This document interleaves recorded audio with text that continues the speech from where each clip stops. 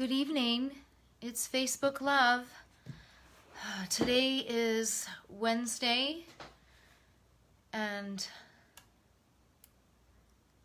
it's been raining all day in Chicago, and the grass is getting really green, and my magnolia tree is about to bloom, which I love. So I'm gonna go with that. I was looking for things to read and came upon a piece. This lady, this lovely poet, wrote about her mother who is gone from her now. And then in between finding poems and getting this going, I just found out that a dear friend died. We don't think it was the virus, but music people in Chicago and around the world who knew him are going to be real sad about the loss of this lovely man that we all knew quite well, Danny. So I'll be thinking about him. Anyway, I have two for you. This one is called This Morning by Luci Tapahonso. The screech of the recycling truck jolted me awake. It was just after dawn, and the huge trucks were already tearing through the neighborhood, shrieking brakes, keeping rhythm with shattering glass and clinking cans amidst barking dogs. I panicked, then remembered the bins were out. The little dogs shot out of the room, their tiny bodies quivering with excitement and pent-up barking. Before this moment, I dreamt of Shema, my mother. She slept under a calico quilt made with squares of tiny purple and yellow flowers. She made our clothes from such fabric when we were children. In my dream, I covered her carefully and patted her sleeping shoulder. Her breathing was soft and labored. I smoothed her hair and caressed her forehead. I sat at the foot of the bed and listened to her slumber. Her breathing evened out as the dream filament settled around us. Perhaps as she slept, she relived the old Fort Wingate boarding school days. Or maybe she and my father conversed as in all those decades past. Maybe she relived everyday events, cooking meals, soothing children, or visiting with relatives at the kitchen table. In the final weeks of her life, I could not fathom her dreams or waking thoughts. But in this morning dream, Shema and I were joined by our quiet breathing and lingering gestures. In this dream, my mother and I were alone and silent. We were alone and silent. Soon, the flurry of the recycling truck faded and the usual morning calm returned. The sleek little dogs came back to bed, panting from a job well done. They licked my arm in unison. I said, Bigha Nishun, praise for a job well done. They fell asleep instantly, sinking into deep, borderline snoring. Outside the bedroom window, the morning was bright and still, save for the cool breezes and calling of birds. Their innate songs encircled the quiet houses and scattered cacti. Down the street, garage doors slid shut as neighbors maneuvered out of curved driveways to begin the workday. Just then, I longed to return to this first dream of Shema.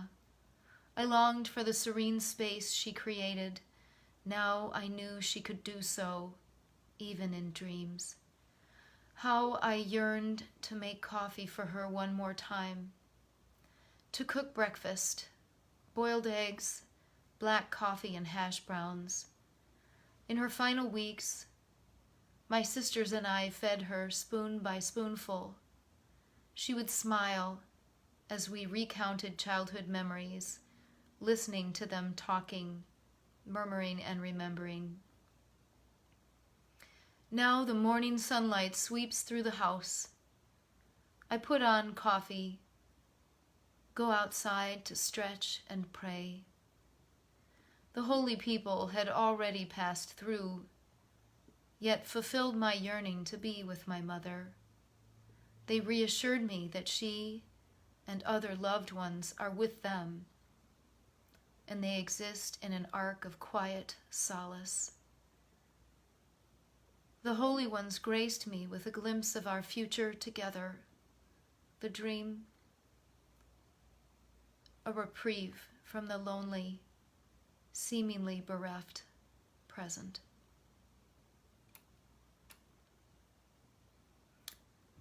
That's called This Morning.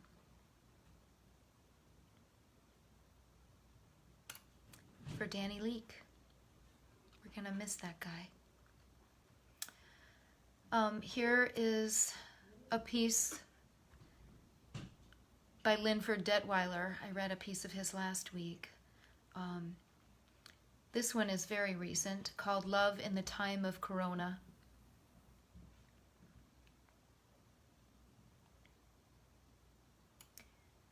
Breathe. Go on and live your unexpected life. Inhale love. Exhale surrender. Trust. All that's in between. Behold, all things are become new. Really? There is fear, there is shock, there is separation, and there is sadness.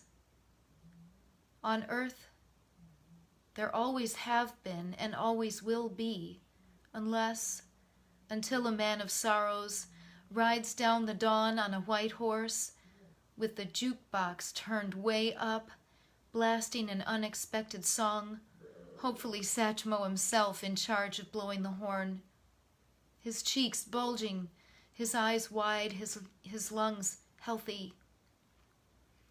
But don't hold your breath. Breathe. Go on and live your unexpected life. Behold, we don't know what the future holds. We never did. We never will.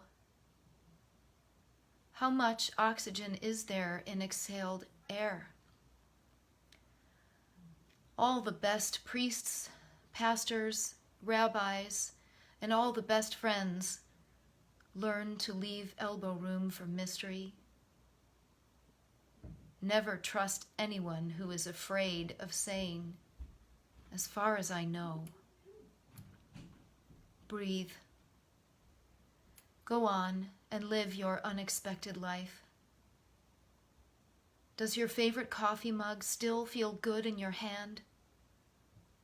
Did the tree swallows return limpid in the air? They did here. Are people you love still near? Breathe deep into your lungs while you still can. Even in the best of times, the expiration date remains unknown. Breathe. Go on and live your unexpected life. Inhale love. Exhale surrender. Trust. All that's in between. Love in the Time of Corona from Linford Detweiler. He wrote that March 20th of this year.